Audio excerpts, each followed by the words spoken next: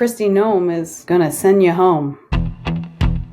Hello and welcome back to the Reactivist Podcast. I'm Marlena Shivo.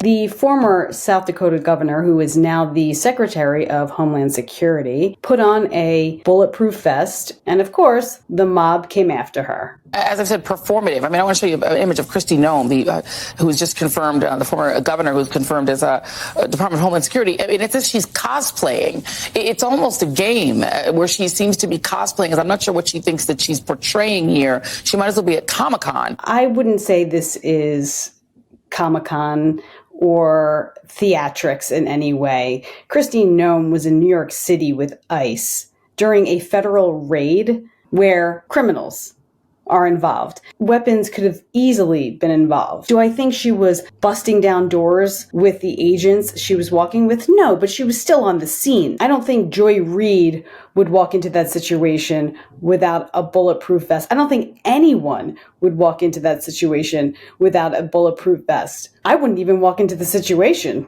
I'd be like, you guys got this. Call me when it's over and let me know how it went. And let's not forget that New York is an open carry state, which means anybody can have a firearm on them at any time. Kristi Noem is very familiar with guns, as she herself is quite the sharpshooter. And we know this because there was all of this talk about how she shot her dog and also her goat back in South Dakota.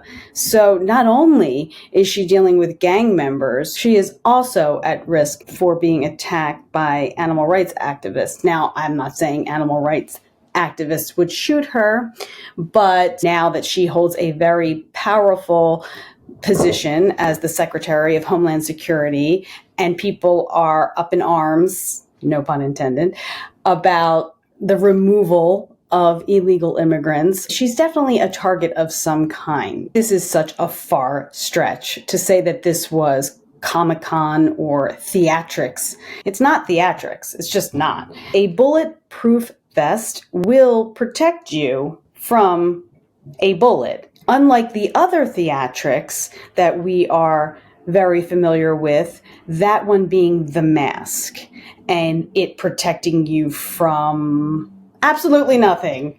Absolutely nothing is the answer. If you said anything but absolutely nothing, you were wrong. There's your theatrics, Joy Reid. I mean, think about it. Donald Trump was shot at by a country boy in rural Pennsylvania while he was just campaigning. He wasn't even the president yet, and he was targeted. There's definitely a lot of hostility around the current administration, which she is a part of. So yes, bulletproof vest, I approve. Speaking of illegal immigrants, the women at The View have shared many opinions about this, and most recently they had on Michigan Governor Gretchen Whitmer to talk about the issue of illegal immigrants. If you're in the country illegally, you got a problem.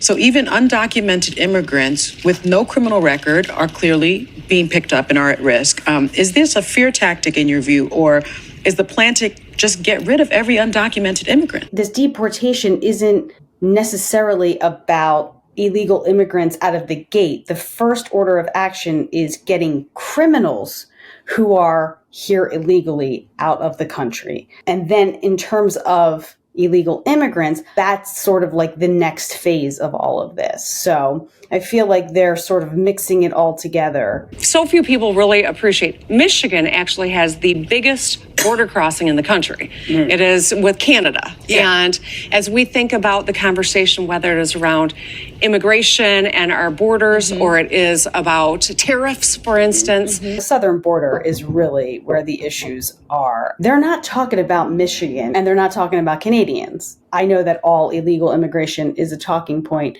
but at no time during all of these conversations having to do with immigration have people talked about busing Canadians from the northern border to sanctuary cities. That was never mentioned at all, Gretchen. And if it was, I apologize, but I don't ever remember that being something people talked about. An undocumented immigrant is not a criminal because he or she is undocumented. That is a civil offense. So to call people illegals is in and of itself I think, xenophobic and racist. No, it's not xenophobic. It's factual. If you do not have the proper documentation to be in this country, it doesn't make you a criminal, but it does make you, in fact, illegal. And it's a little weird for Sunny Hostin, of all people, to say or make that distinction. I think the average person, let alone an attorney, would know that anyone who is in any country without the proper documentation is in the category of illegal status. That's just facts. We have to not lose sight of the fact of what it's going to mean for the American citizen, too. Yes. When it costs, talk about increased costs on your blueberries. Agriculture is obviously something that will be affected when it comes to deporting people who are here undocumented and work in agriculture and pick these said blueberries. If you don't have enough people to pick blueberries, then your production will go down. So you'll produce less blueberries and there will be a shortage of blueberries, and therefore the cost of blueberries will go up.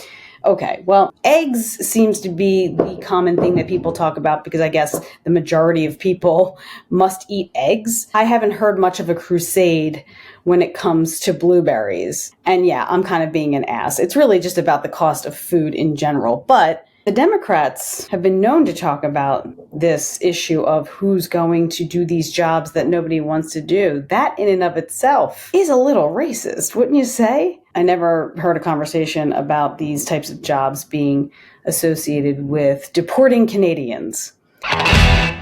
Also this week, RFK Jr.'s confirmation hearing. He did a lot of explaining about his past comments regarding a word I can't say, but starts with a V. And he also was heckled by some activists who are pro-the, which is a stupid term anyway, pro and anti, pro and anti. It's not about being pro or anti. It's just about personal choice and not being forced to do anything through the government. That's all. That's all that is. So you can't say you're pro this and anti that. Like, there's a whole area in the middle there.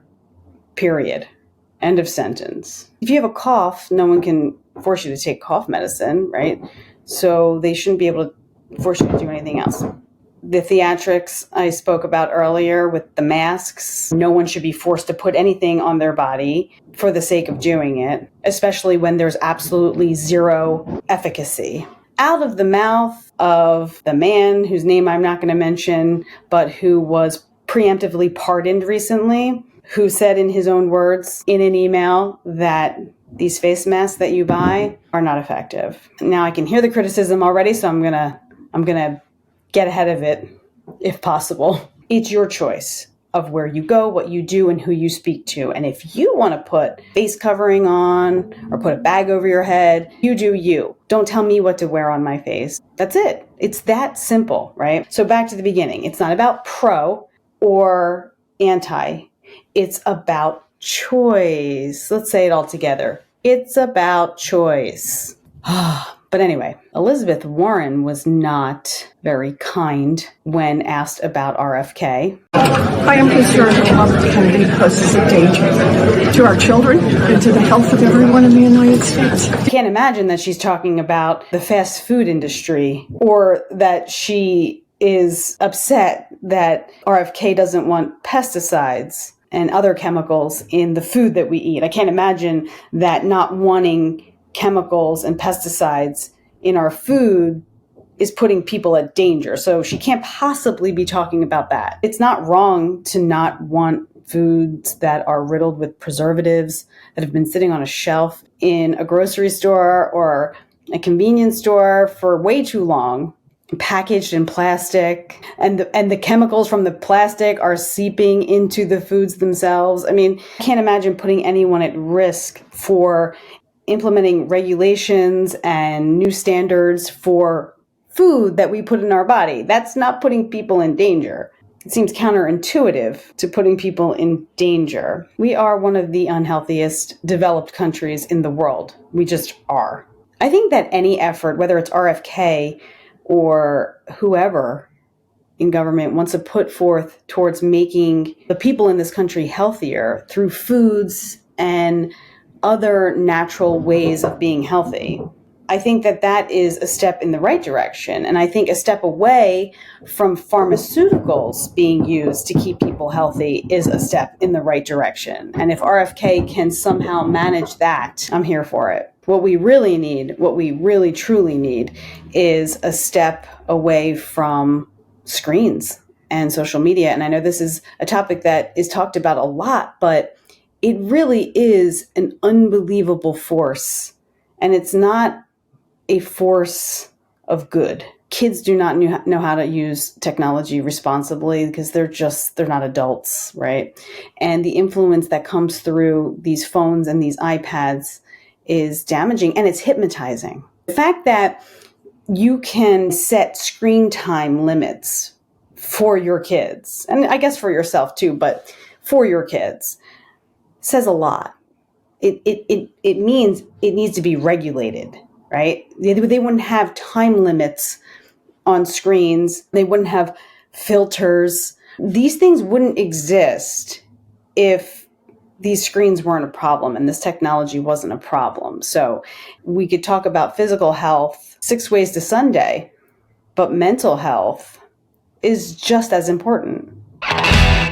We're still in the first 100 days of Trump's administration, and there have been a lot of changes. The left is still very angry, that's for sure. So, the more things change, the more they stayed the same, I guess, in that regard. However, the one thing that's not staying the same is the White House press corps. That's right. The new White House press secretary for Donald Trump, Caroline Leavitt, made her debut, and she said that they are opening up the press room to non-traditional media, non-legacy media, because they recognize that no one's sitting in their living room watching CNN. A lot of people get their information, the younger generations for sure, get their information online. People who are influencers or have a platform like a podcaster, I'm going to put in my application. All of you people who say I'm MAGA, you should root for me to be in that room. That would be amazing. I don't even know if I want to ask a question. I think I would just love to be there to listen, observe, and of course, react. And then come back to this chair, report, and let you decide. So what do you think? Would you like to see me in the White House press corps? Please say yes.